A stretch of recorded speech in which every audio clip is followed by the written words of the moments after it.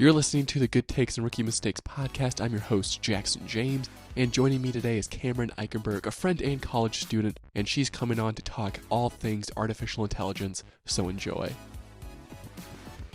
Yeah. So the video that I'm making for this, it was basically, I quote, I try to master AI, and basically my goal is to create something. And so I decided on a children's book of all things, because I was like, well, you get the text-based generation from the AI, and then I'll use images from the AI. And so I basically formulate this children's book, absolutely ratchet. Pictures are so bad, but I thought it was kind of funny. So that's pretty much the whole basis of the video. But then I also did a presentation in class about AI and how bad it is, just because of the obviously impact of jobs and the biases. Have you talked to your Snapchat AI before? I have. I hate it. What have you talked about? Just stupid things? Well, most of the time it's on a late night out and my friends and I will be like, let's talk to our AI. And we say the most stupid stuff to it just to see what reaction it'll have. And if you ask some really, really out there stuff, it just won't respond. It'll be like, I don't know what you're talking about, or I don't want to talk about that. And so you can tell the responses are generated. It doesn't feel human-like. Yeah. But sometimes if I'm really bored, and this is when it just came out, I would be like, what should I eat for dinner? And just see what it said. Yeah. But now I haven't talked to it in a very long time. It kind of lost its excitement. Yeah, I haven't even registered every time I accidentally swipe in, because of course it's stuck at the top of your friends, and I'm just I can't unadd it. So I haven't done it, just because, one, I don't know where my information's going. So I'm just I don't trust it. But then also I'm just I'm not gonna spend my time talking to a fake person. I feel like it's targeted towards tweens or early teenage, young teenagers. Yeah, I don't really know what the purpose of it is. I think it's just supposed to be helpful. Because if you bring up something, it'll be like, do you want me to look for restaurants in the area? Or do you want me to look up movie times? Or are you looking for a song recommendation? So I feel like it's just supposed to be an assistant, but really something we need on Snapchat. So yeah, I wish you could switch Siri to Chat GPT though, because I feel like it'd be more useful. Because every time I ask Siri for something, she pulls up a Safari list of websites. I'm like, I asked you for LeBron James's age, not where the nearest McDonald's is. I don't know what they're doing. You know what I mean? So it's just it's pointless. Siri is absolutely pointless. In my opinion. Snapchat AI is definitely better than Siri, and I think that's what it should be used for. I wish Siri, and I think Siri will become more of an AI thing. It should. They definitely need to update it now, because that's their AI assistant, and that's what their whole push was towards. But now it's kind of useless, because you have things you've already had things like Google Assistant, and you have Alexa, which should be interesting. I haven't. Do you have an Alexa? Because I haven't. No, Alexa's freak me out now. I don't want anything to be listening to me in my house. Yeah, gosh, no. I had one. And apparently they are, because the whole thing is, how are they hearing for Alexa? Are they always constantly listening then? That's the big question. Have to be the Hey Siri on the iPhone. I turn that off because I don't want my phone to be constantly listening to Hey Siri. Probably still is. I think it still is. I still have mine. Yeah, I turned mine off. I used to use it for alarms, but now it's just that's the only thing I use Hey Siri for. And sometimes maybe to find my phone. But other than that, Siri turned off completely. That's fair. That is fair. But I would say I think the proper way to use AI, or at least the safest way, is just to look up stuff. I'm Googling, it will give me a list on people that won the best actor in the Oscars, and it would give you a list, rather than Google would give you maybe an example and then give you a link. I feel like it's faster that way. So that's the only thing. But then obviously the whole coding and everything, the things it can do. Did you see it's a 90% chance now of it passing a bar exam? Yeah, no, it can literally, it's crazy how much it advanced, because before it was a 10%, and this was let's just say it was earlier this year. And then 4 months after, or I think it was 4 weeks, it went from 10% to 90%. Damn. So it's Yeah. rapidly evolving. I know somebody who asked like ChatGPT, they were like, okay, I think I want to move to Europe. Here's my interests, here's my dislikes. I won't have a car. This is how much money I want to spend. What country and where, what city should I live in? And Mhm. then ChatGPT gave them this whole thing based on everything they said and actually give them a really thorough answer. And I'm like, Siri, Google Assistant, I don't think they would be able to do that in as much detail. And that was like a cool example of how it was used positively. Yeah, that's the cool thing too, but it's also the scary thing because it could be like what's stopping someone, whoever runs it, right, to get paid by like a government or whatever to say, I want France to be number one on that list, like generated wise. Cool. You know what I mean? Because you don't, and Yeah. that's the scary thing with the Snapchat AI is people ask it about like organizations and stuff, and it talks about like do you like Coke? And they're like, no. And then like, do you like Pepsi? And they're like, oh, I love Pepsi. So it like that's just like a minor thing. There's obviously other more radical companies that it has those opinions of. Mhm. But it's just kind of crazy to think how it's biased in some ways. And obviously, like you have to pay $20, I think, a month for like ChatGPT Plus. So it's Yeah. like what's stopping them from doing like an ad version on ChatGPT? Be like, some of these are biased, but if you pay us $20 a month, you'll get unbiased, which is And kind of the everything's scary thing. already recorded. All our Google Hmm. searches, our conversations, like it's all recorded. If we think our AI conversations aren't, they definitely are. And I think that'll be used in algorithms and stuff like that. And the same way, like our Google searches and everything Hmm. else is, like, just like you said, sponsored stuff is going to come first in AI, just like the way it is in everything else. So, That's the scary thing too, is like all like when we get like a new app on your iPhone, it'll ask you, do you want like it to track your information? So then like you'll get Facebook ads or whatever. You know what I mean? You get that like yeah, that are notification. more tailored to you. Yeah, and I'm like, no, I don't want that. And the thing is, it still does it. It'll still hear, I'm looking for, uh, whatever. I'm looking for a new T-shirt, and it'll give you like men's T-shirts as an ad on Mhm. Instagram or whatever. You're just like, how do you hear me? Which is Yeah. the crazy thing. And we could talk about this whole conspiracy with the microphones in our phones or whatever. Uh, but I want to transition into like how we use it.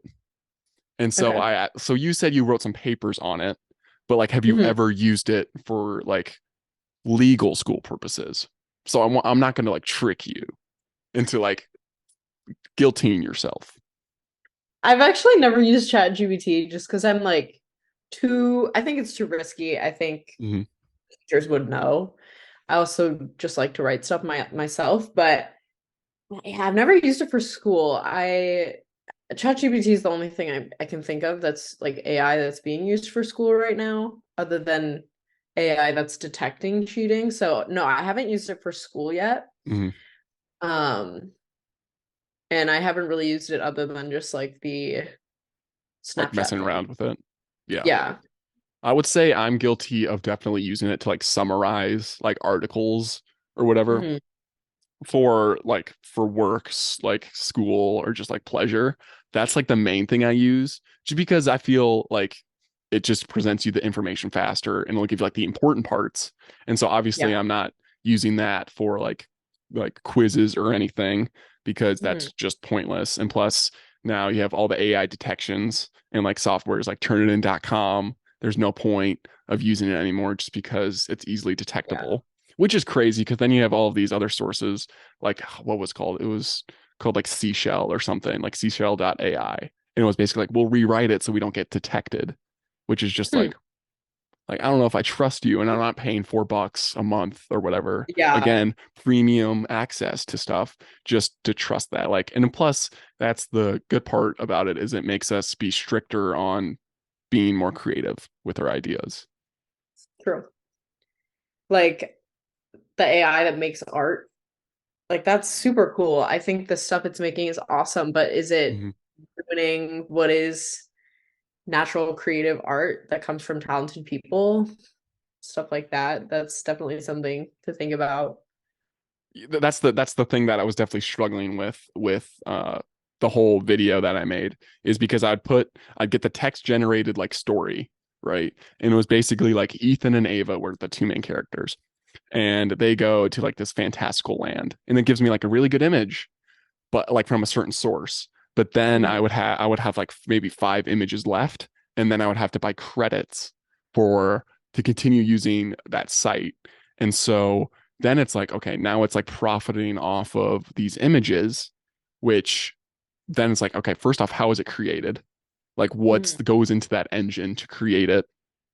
And then it's like, okay, what's the difference between some, Picasso painting made by AI or someone else? They kind of like look the same now. And one Mhm. you can get within 5 minutes for like a penny on the dime if you get a lot of images via that monthly subscription, or do you pay $400 for like an actual painting of it? That's the scary thing. And Yeah. luckily, I'm not an artist, so the artists don't have to deal with that. But then there's also the argument of like the writer strike that's currently happening. And it's like, can't you use AI to like write episodes? And that's the big thing that they're dealing with too, along with the streaming problems. Is what I've heard is now they have to deal with AI, which is scary because then it's like, okay, now you're thinking if creative jobs get out, what is stopping AI? You know what I mean? Yeah. And it's also a matter of like who do you credit? Because AI is learning based on what it's seeing. So if an AI looks at a Picasso painting and then makes its own version of Picasso, do you credit the AI for what it's created? Do you credit Picasso or do you credit the coder who made the AI? Like Mhm. who where does the credit go? Does anyone get credit? Like are we paying for these paintings? Are we paying the coder? Does the AI get paid? Like there's so many questions that come up when you have something that is making content that can be paid for. As soon as money enters the equation, you have to start asking like where does it go and like who is getting the responsibility and the credit for what it's producing. I think we're gonna have to wait until it's like a court case about it. Like right Yeah. now, I've been watching this show called Suits, and it's a lawyer show. So I'm like hooked in to all this jargon on lawyers and like court cases. And I'm just like, okay, because I always reference like previous standalone cases, and obviously Mhm. you have issues today. More prominent, like Roe v. Wade is one that we always state just because it's like the first one. So now it's kind of like we have to wait on the first one about AI, and like we'll Mhm. base everything off that. And so it goes again, is it like obviously it's going to be copyright infringement, but it's like, is it really Yeah. copyrighted if anyone has access to it? Or if there's no creator, if the computer is like the creator, right? Or if you give it to the creator of the AI, like whoever makes ChatGPT will get the credit for like all the text based that's generated, right? Does it go all Yeah. to him because that guy's about to make a lot more money than he thought he would? Or does it go to the person that input, give me, children's story with these characters? Do I get the Exactly. credit because I put it in? You know what I mean? So I can't wait to see how that plays out because that's the real, especially, in America, we have like all of our amendments and whatever. So it'll be really interesting to see how it all plays out. Um, Yeah. because now we're in the stage where it's like what's it called? Like frowned upon to use it in that sense. But like, Mhm. is it frowned upon in 5 years? Will it be frowned Yeah. upon in 10 years when it becomes more normalized? And the bigger it gets, the more like ethical questions we have to ask about it. Like not even related to art, writing, content creation, when it comes to like forming relationships with AI, stuff like that. I don't know if you've seen the movies Her and Hmm. Megan. I haven't seen In Megan. Have Her, you seen Megan? I've seen it twice. Oh, It was you actually talked about it, yeah. it was That both movie, great. that movie I creeps me highly out, recommend it. man. That movie It's so creeps me out. creepy, but I think it's great. In Her, the guy, well, in both of the movies, the AI is much more advanced and human-like, and it's interacting with the people, and it's kind of supposed to be like a companion. So in Her, this man downloads AI and starts talking to her, creates a relationship with her, and like falls in love with her. And then in Megan, it's like an AI doll that becomes best friends with this little girl, and they have like this really tight relationship. And in both circumstances, the AI is so human-like and so advanced that you ask questions like it feels so real. It feels like a person. Like Hmm. how much of a person are we going to treat it? Like when it becomes that human like, do you give it the same rights and privileges that humans have, or is it ethical to just kill them off? Is it ethical to date them? Is it ethical to even become friends with them? Is it ethical to tell them secrets? Stuff like that, that as it becomes more and more advanced and more human like, and we're using it in real life things and giving it jobs and making AI members of society, like where do we draw the line in terms of how we treat it? If that That's makes sense. that's That's what those that. movies made me think. Yeah, no, that's actually a very good point. It's so scary to think about how next thing you know, your coworker is like an AI person or whatever. Exactly. You know what I mean? Yeah. And that's like the scary thing because uh like now I feel like it's going to be impacted way more than just jobs and all that. Mhm. Like obviously people I feel like are going to lose their jobs because I think I saw a stat that I put in my speech. It was like 60%, two-thirds of jobs right now can be replicated by AI or will be like lost due to AI. But I'm just like, no, I feel like it's gonna be way more just because they'll find ways to like make it AI compatible. Like we're already seeing that with McDonald's. Like I think they pushed out their first fully automated robot wise restaurant, which is just like, okay, is the ice cream machine going to be like fixed now? Or because that's the fair question. First off, I already have problems with Priorities, Jackson. it's Priorities. true. But I feel like it's kind of scary because then it's like, okay, can I trust this? You know what I mean? Mhm. Even if it's like FDA approved or patent pended or whatever, it's still that idea is like I kind of more trust, a person rather than a robot. But it's also like I know humans can make mistakes, but it's like if a robot makes a mistake, what's stopping it from correcting itself unless someone like inputs a code? You know what I mean? Mhm. Like if they Yeah. put mustard on every burger, even though someone says no mustard, like how will it learn that you made a mistake? You know what I Yeah. mean? So that's like obviously you have the whole idea of like takeover by robots and AI. And it's just like, Mhm. okay, how do they learn that they're wrong? Because like in her, right, they kind of like at the end of it, spoiler alert for her, they like kind of group up together, right? I'm not wrong on that. That's what happens. They like the AI start like dating each other or whatever. And they kind of like, No, the AI becomes so powerful that like so smart that she can be in multiple places at once. So she starts dating like 3,000 different people, and then the man in the movie feels like he's being cheated on with mm-hmm. 3,000 people. Um, because the AI can be so many places at once. So Yeah, that's true. And that's also like another thing. It's like you don't know who else is using this source to get their yeah. information, and it's just really really interesting to think about. Because right now we're at like the birth of it, and so we'll have to Mhm. see how it transforms and evolves. And I'm excited for it, but I'm also scared by it. Do you I feel think the it's same way? definitely going to be something we look back on and we're like, wow, I remember life when we didn't have AI, kind of the way our parents are like, you kids, we didn't grow up with smartphones or iPads and stuff like that. I think our kids are definitely going to have a very AI centered world.